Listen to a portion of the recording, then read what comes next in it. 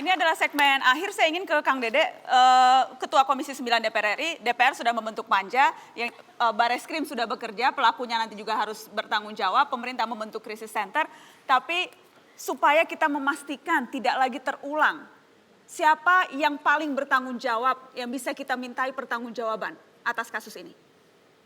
Kalau saya melihat secara keseluruhan, pasti di mana-mana negara harus mengambil alih. Jadi apapun yang terjadi di negara ini, maka negara akan bertanggung jawab. Karena itulah bagian daripada berkenegaraan. Negara siapa? Tolong sebutkan, Kang. Negara itu sistem kita ini semua. Siapapun, Badan POM, Kementerian Kesehatan, DPR-nya, dokternya, rumah sakitnya, semua harus bertanggung jawab. Karena ada kelalaian yang tidak kita lakukan. Yang harus kita lakukan pertama, boleh saya kasih quote ya, menenangkan masyarakat dulu. Mengembalikan kepercayaan masyarakat bahwa fasilitas pelayanan kesehatan ini masih berjalan seperti biasa. Kenapa? Karena kita harus menolong juga orang-orang yang lain. Ya, jadi pemerintah bertanggung jawab untuk memberikan keterangan kepada publik. Caranya apa? Silahkan pemerintah lakukan. Yang kedua, kita harus menelusuri semua yang terlibat. Sampai ke dalam-dalamnya kami serahkan kepada pihak kepolisian. Nanti ketahuan siapa yang pernah pesan, siapa yang kemana. Jika nanti suatu saat ada pejabat yang bertanggung jawab, dia harus bertanggung jawab juga. Lalu yang ketiga, kita harus perbaiki peraturan yang ada. Tutup itu semua bolong-bolong. Mungkin usulan saya tadi diterima, SOP itu nanti dokter tidak boleh memberikan, dan seterusnya. Dan yang terakhir, yang keempat, bahwa saat ini kita harus mulai sadar bahwa kita hidup dalam industri obat yang dikuasai oleh impor. Masyarakat pun nanti harus punya pemahaman tentang obat. Dan itu nanti kita bisa lakukan melalui program-program seperti misalnya sosialisasi di rumah sakit, di apotek, jenis obat ini apa, dan sebagainya. Malah kalau saya lebih ekstrim, saya mungkin nanti akan minta kepada pemerintah, besok dokter tidak boleh nulis resep produk obat. Dia harus nulis resep generiknya. Sehingga nanti pasien datang ke apotek, dia bisa bertanya, kalau obat generiknya ini apa ya? Oh, ada A, B, C, D. Jadi pasien punya hak untuk menentukan obat mana yang dia pilih. Coba. Baik, kita kasih tepuk tangan untuk Kang Dede Yusuf. Terima kasih. Bu Menteri. Baik, terima kasih Najwa. Saya kira betul sebagai pemerintah tentu kami harus mengatasi atau bertanggung jawab. Langkah yang kami lakukan adalah menyelamatkan anak-anak. Yang pertama, menyelamatkan dulu anak-anak untuk diberikan kekebalan tubuh.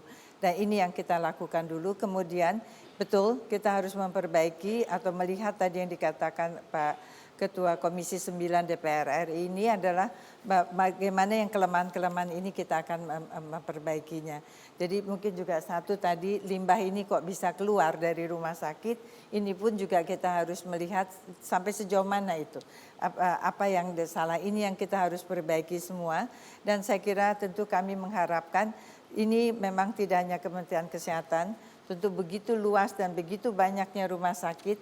Mereka juga punya Perhimpunan Rumah Sakit Indonesia, mempunyai Perhimpunan Asosiasi Rumah Sakit Swasta Indonesia, ada ID, ada anggotanya. Saya kira ada banyak sekali yang saya kira kita harus sama-sama sepakat, Badan POM dan sebagainya di sini, Dinas Kesehatan, Dinkes ada di sini, dan akreditasi, jadi juga ada komisi akreditasi rumah sakit. Ini juga akan tentu kita harus sama-sama untuk memang kita mengharapkan pelayanan kesehatan ini adalah kemanusiaan yang saya kira saya sangat tidak menerima jika dilakukan untuk merusak kesehatan dari bangsa kita ini atau masyarakat kita.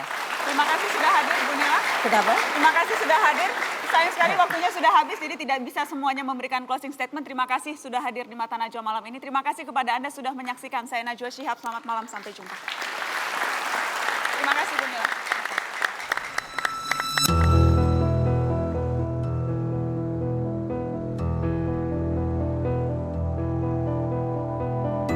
Vaksin palsu menyebar di penjuru Indonesia, negara seolah kecolongan tak berdaya. Kesehatan generasi masa depan tergadaikan oleh peredaran obat dan vaksin palsu mengerikan. Bagaimana negeri ini bisa terus tegak berdiri jika hajat hidup warganya dimangsa berkali-kali? Selama ini pemerintah melakukan apa? Lembaga kalian mengawasi siapa? Mafia vaksin dan obat palsu nyata dan lama merajalela. Sementara pengawasan kita lengah dan mudah kalah. Petugas dan rumah sakit cepat-cepat mengaku menjadi korban vaksin keji seolah tak perlu tahu dari mana vaksin dibeli. Negara yang kerap membiarkan warganya menjadi korban, dipenuhi penjaga yang mudah cuci tangan. Jika rasa malu dan martabat masih tersisa, mereka yang bertanggung jawab layak mundur seketika.